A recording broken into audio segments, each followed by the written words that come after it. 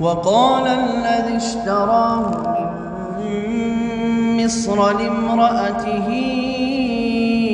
أكرمي مثواه عسى أن ينفعنا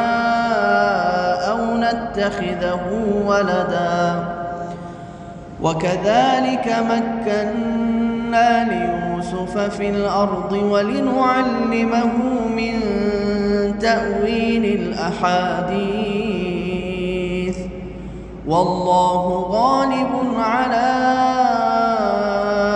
أمره ولكن أكثر الناس لا يعلمون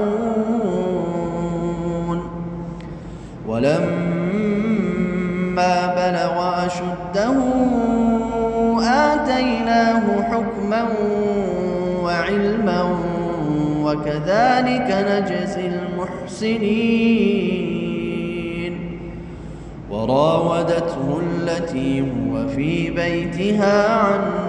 نفسه وغلقت الأبواب وقالت هيت لك قال معاذ الله إنه ربي أحسن مثواي إنه لا يفلح الظالمون ولقد همت به وهم بها لولا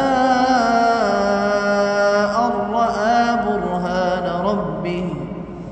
كذلك لنصرف عنه السوء والفحشاء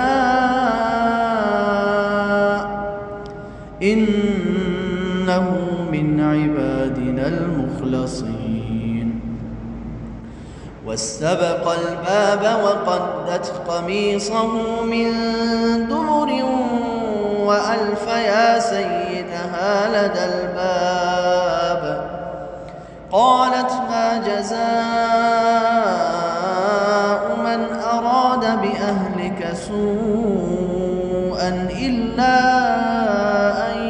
يسجن أو عذاب أليم قال هي راودتني عن نفسي وشهد شاهد